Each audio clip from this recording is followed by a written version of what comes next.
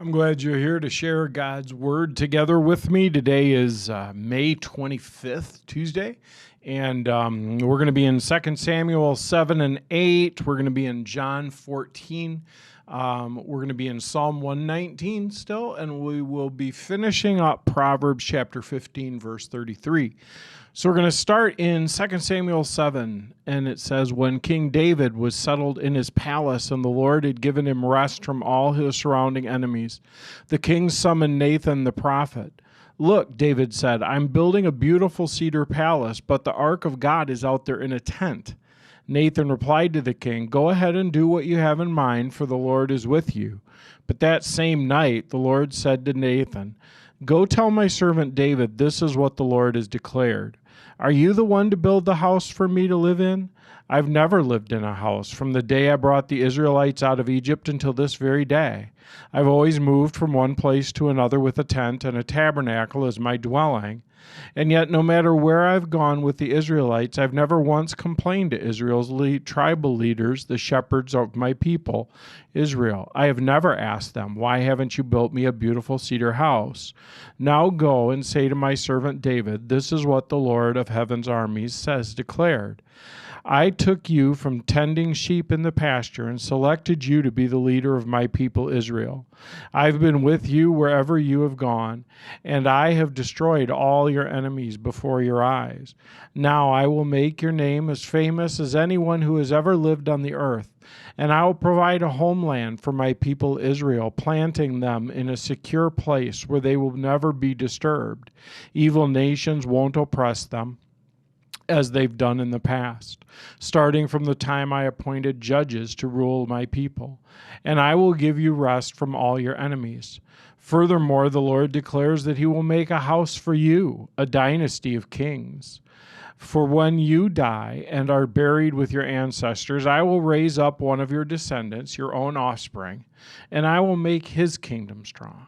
He is the one who will build a house, a temple for my name, and I will secure his royal throne forever.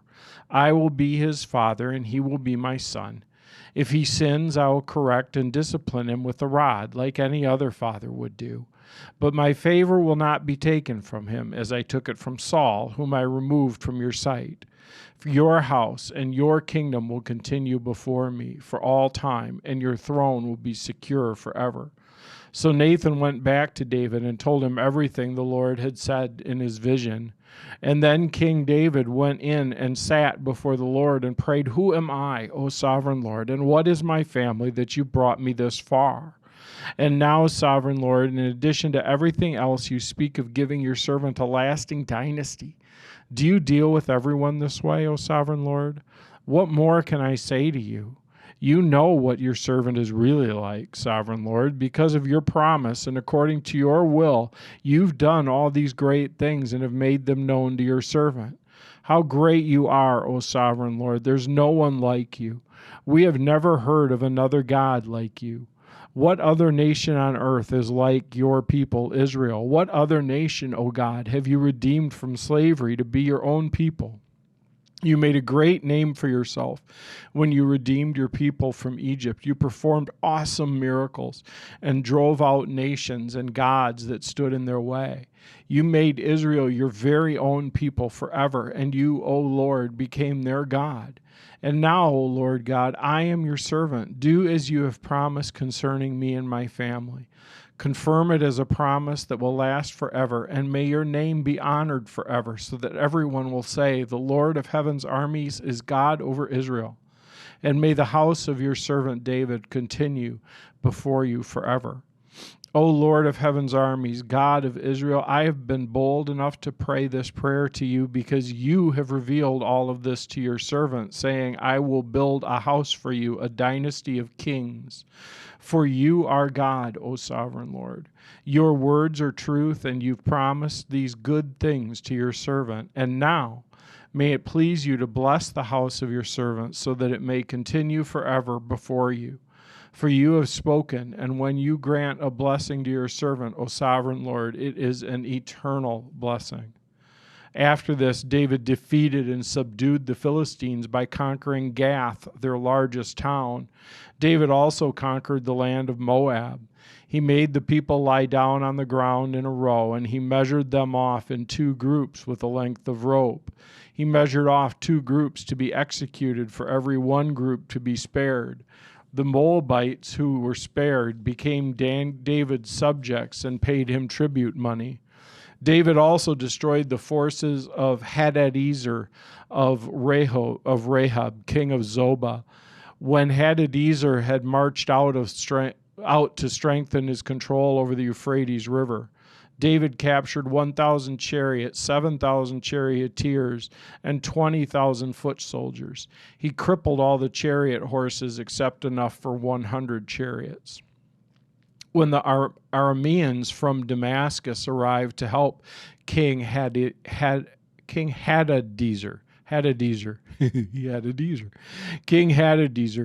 David killed 22,000 of them.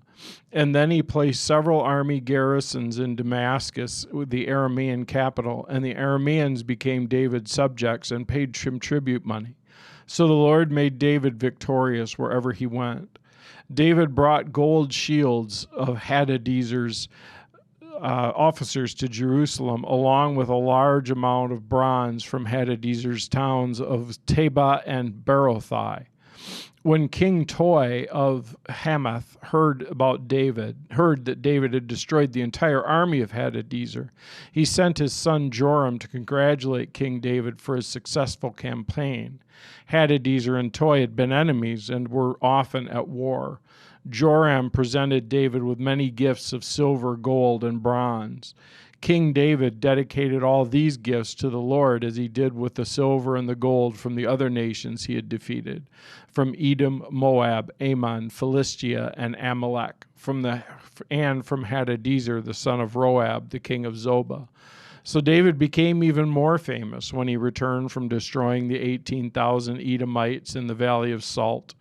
He placed army garrisons throughout Edom, and all the Edomites became David's subjects. In fact, the Lord made David victorious wherever he went. So David reigned over all Israel and did what was just and right for all his people. Joab, son of Zeruiah, was commander of the army. Jehoshaphat, son of Elihud, was the royal historian. Zadok, son of Ahitub, and Elimelech, son of Abiathar, were the priests. Seraiah was the court secretary. Benaniah was son of Jehoiada, was the captain of the king's guard, and David's sons served as priestly leaders. And we go forward to John chapter 14. John chapter 14, starting in verse 15, going down through verse 31. So John chapter 14, verse 15. If you love me, obey my commandments, and I will ask the Father, and he will give you another advocate who will never leave you. He is the Holy Spirit who leads into all truth. The world cannot receive him because it isn't looking for him and doesn't recognize him, but you know him because he lives with you now and later will be in you. No, I will not abandon you as orphans. I will come to you.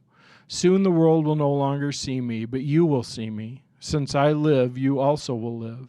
When I am raised to life again, you will know that I am in my Father, and you are in me, and I am in you.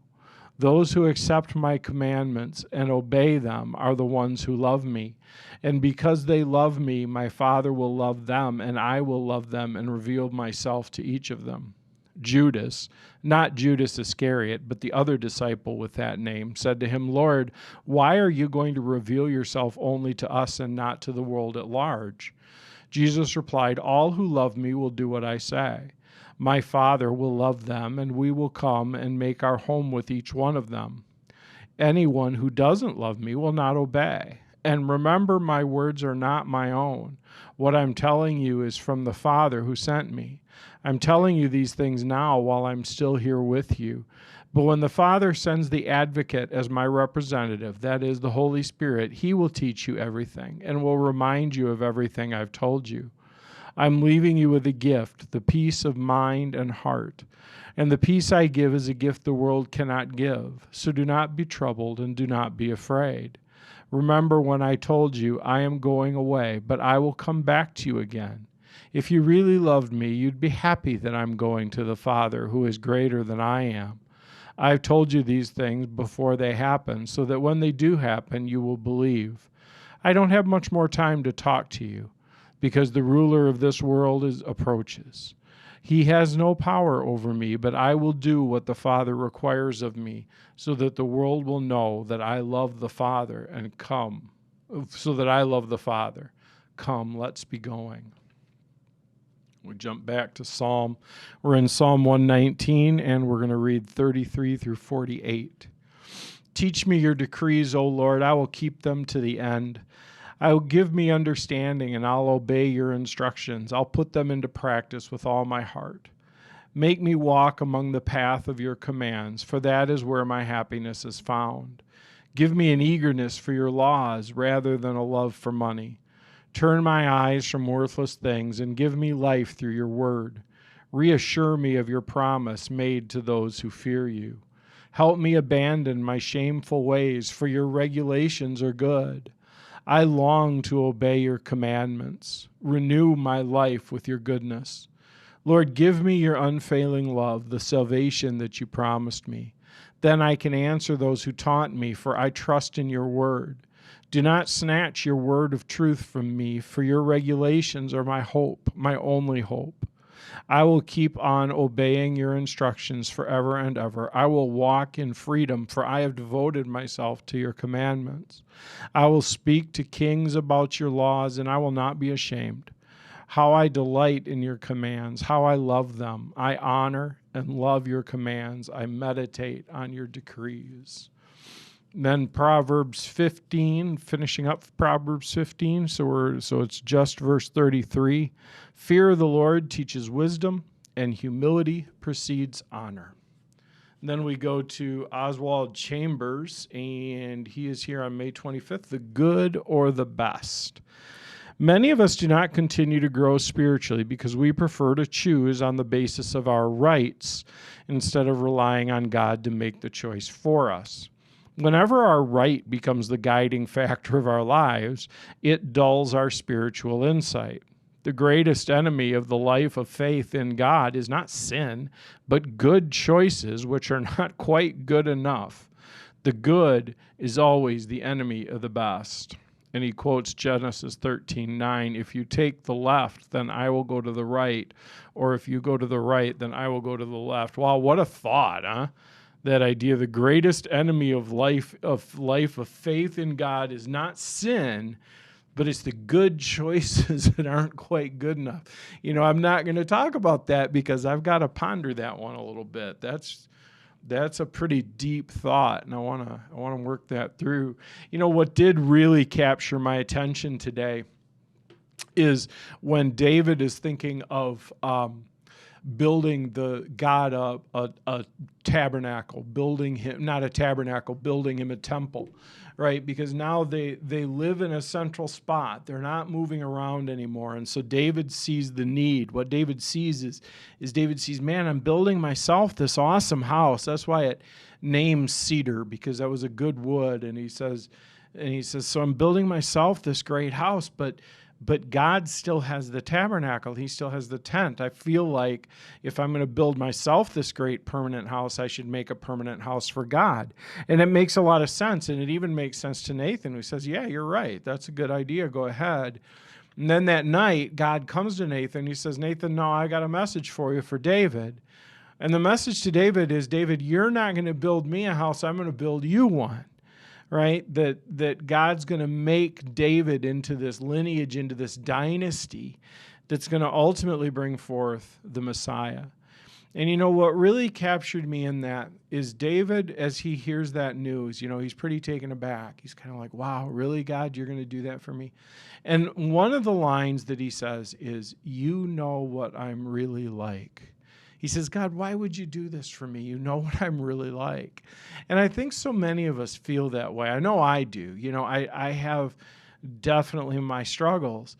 And I feel like, man, if people really knew what I was like, there's no way that you'd be listening to this podcast. There's no way you'd be coming to church where I serve or anything like that. If people just knew what I was really like, if they knew the thoughts that really went on in my mind and the temptations that I face, and that's just the reality for all of us. And God in effect says to David, this isn't based on you, this is based on me. And that's really the key to our salvation, is that it's based on God. It's based on who he is. It's based on his goodness and his righteousness and his sense of justice, as well as his love and his sacrifice and his grace. And so, if you're feeling today down on yourself, if you're feeling a little like, man, I just am not what I should be, join the club. Because I hate to break it to you, but you're not what you should be. And I'm not what I should be. We can't be what we should be. We can't yet be what we will be. And that's why it's so important that we go back and we rely again on God. And so that's where David says, God, I can't believe you're going to do this for me, because you know who I really am. And so, just be grateful that God doesn't base his rewards. He doesn't base his love and his grace for us on what we deserve. He bases it on himself. So I hope you have a great day today. Let's take our pen, let's cross off the 25th, and let's close by praying together. Jesus, thank you that you do know what I'm really like, that you see the darkness in me, you see the temptations that I face, you know the things that go on, and yet you love me, and yet you bless me. And God, that's just such an awesome thing. So Lord, today, if we see ourselves as we really are, we feel a little down about that, feeling like we should be more, we should be better, help us to go back, not to beat ourselves up, but to go back to your grace and back to your love that's based just on who you are and what you've done for us. In Jesus' name, amen. All right, have a blessed day. I will see you later on in the week.